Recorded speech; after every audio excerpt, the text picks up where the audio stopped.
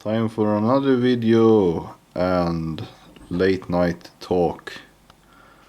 Welcome to the krone, the korona, and whatever else. Krone, krona, and all those other Cyrillic names for this currency. The last video was the German mark banknotes from 1906 to 1923. So now we're going to do the Austro-Hungarian counterpart. What you have here is a reissue of the Austro-Hungarian krone, 100 krone, 100 kronen design.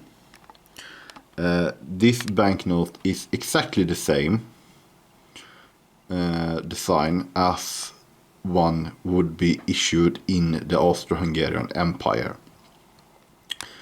particularly the 1912 issue, for the exception that it has been stamped with the name Deutsch Österreich, German Austria, the Republic of German Austria. When the Austro-Hungarian collapsed after empire collapsed after World War I, the German-speaking, or at least the majority of the German-speaking part, constituted itself into the state of German Austria, German-speaking Austria, since the non-German-speaking parts of Austria were now instead independent countries. So to distinguish I didn't know this until I researched earlier today, but according to the different peace treaties after World War I, each of the countries were obliged to adopt their own currencies and no longer keep using the same common currency as had been before, the krone, or each of the other names that it has in each of the local languages. So the circulating and newly printed banknotes would be stamped with the name, in this case Deutsch Österreich, the new German-speaking state of the former empire, so that it was only valid in that part and not the other parts like Hungary, Czechoslovakia, or the newly formed Yugoslavia. So, but I said the sign is the same. For this part it basically is. But if you check out the other side, we have is the mirror image, except without the stamp. But an actual 100 kronen, or 100 korona, which would be the Hungarian name, would have, instead of an identical mirrored image, would instead have the Hungarian text and name of the currency on the other side. But since this was only issued in the German-speaking state, it mirrors the German part of the banknote, and it has German on both sides instead of one German and one Hungarian side.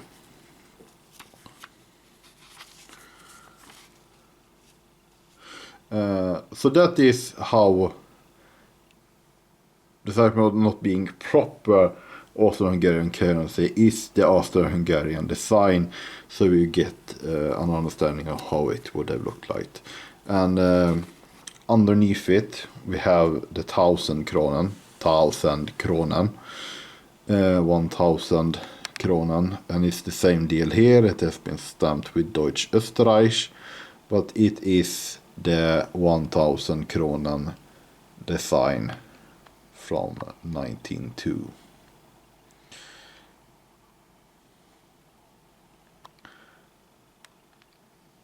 Die Nachmaschung der Banknoten wird gestaltlich bestraft.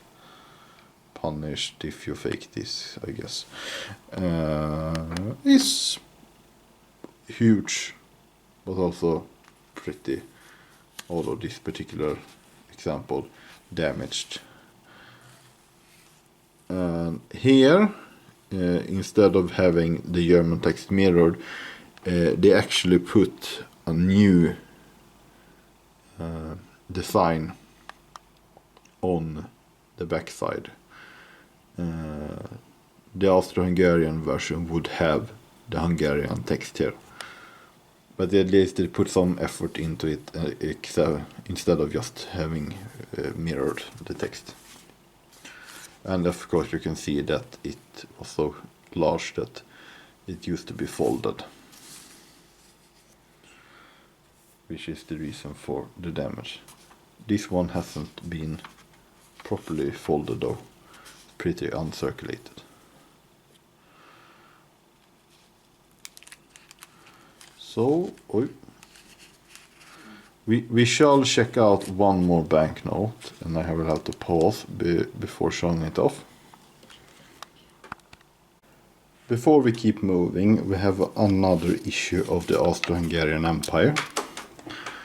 It's this wartime issue of the ene krone, egi korona. And you can see both the German and the Hungarian text here on the both side. This one was issued in 1916. The one krone, korona, which means crown, by the way, if you haven't listed that out. You can also see the Austrian imperial coat of arms and the coat of arms of the Hungarian kingdom. Austria-Hungary was, as the name implies, a union between the Empire of Austria and the Kingdom of Hungary into the Empire of Austria-Hungary. The Austrian Empire was also the King of Hungary. And as you can see, this one has been stamped over by Deutsche Österreich. If they are original and stamped afterwards, or newly printed and then stamped, I can't really say. But this would normally have been a coin, silver coin. But due to the wartime needs, like with many other countries, banknotes were issued instead of coins. So it was just that I wanted to show off before moving forward. Then these are all Hungarian. So let's check what happened, because both Austria and Hungary and some other country, I believe, continued to use the krona, the crown, but they issued their own new banknotes and coins to replace the ones issued by Austria-Hungary. So these currencies diverged from each other despite their common origin and common name. One example for this, before moving on to Hungary, is this newly issued 100 kronen, 100 kronen, from 1922. This one was issued still by the Austrian Hungarian Bank, which was the central bank of German Austria, now just called Austria. They still haven't changed the name of the bank, so it was named after the empire that no longer existed since 4 years back. But this is, like you can compare with the 100 banknote over here. It's a much smaller banknote, which you can understand is due to inflation. 100 kronen is now a lot less value than it used to be prior to the war.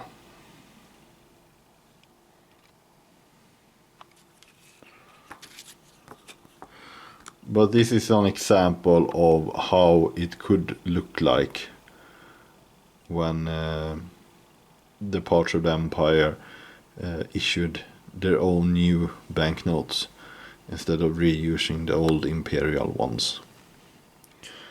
But it's the same currency, but that has now diverged in each of the countries. But moving on to Hungary, which we have for the remainder of this video. Like I said, we got the EG korona, and here we just also have the EG korona.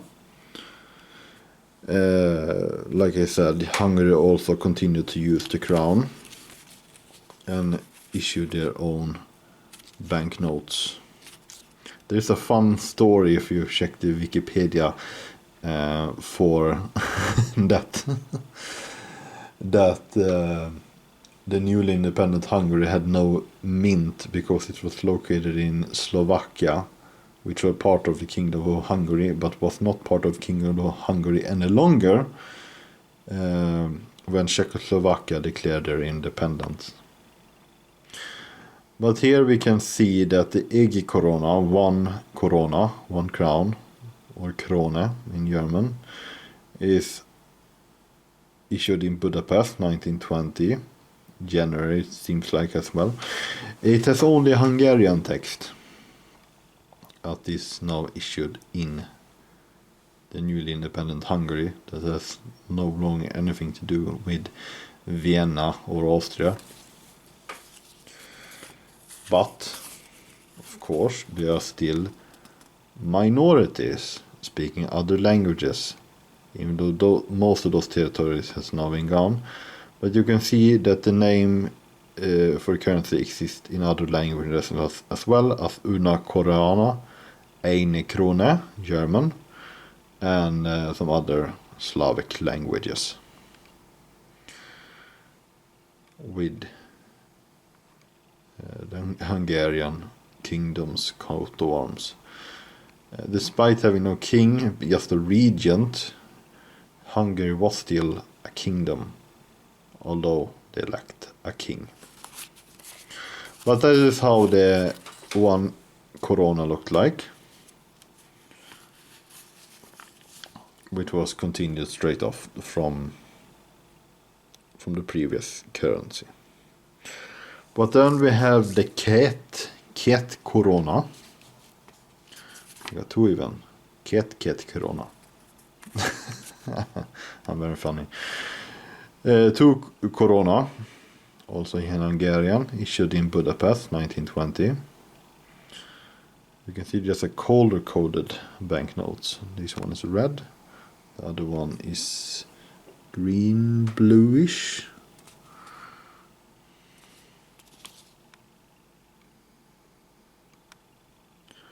And we got the name of the different languages for this banknote.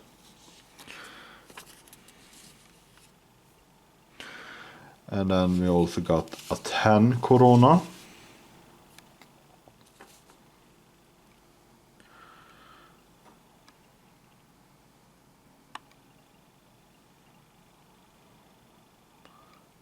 Tis korona. Es as alla mega mele magyar oszság függ adosaknanak rese a törveni hatta rossa tajhanos kepest mindeneki atal valamint minden köspenis tarsal fisteskepteljes nevertekben el fokadande. Oh my god. But you really recognize that it's linguistically related to Finnish, since they both share a common Ugric origin from Siberia thousands of years back. But not quite. They're still thousands of years apart. But yeah. So that's the 10 korona. As you can see, all of these banknotes are issued in 1920, and they really weren't that useful for very long, since like most of the countries they saw inflation. The Austrian krone was replaced by the shilling in 1925, I believe. And the Hungarian korona was also replaced by the next currency that we have. Oh, yeah, we also have a 20 korona, by the way, before moving on. This one is a really nice shape. But as you can see, this also issued in 1920. But they would indeed fall out of favor due to inflation. Which led to the introduction in 1927 by the pengö, which according to Wikipedia in the 1930s was one of the most stable currencies of the former Austro-Hungarian Empire. Which might surprise you, because if you know the pengö's history, you will know that it is one of... No, it's not one of. It's the worst hyperinflation currency of all time. But that is not yet. That is after World War II. So far, it's 1932. This pengö currency, ötven pengö, 50 pengö, was introduced in 1927, as I said, by the Magyar Nemzeti Bank. Probably the National Bank of Hungary, or National Bank of Hungarians.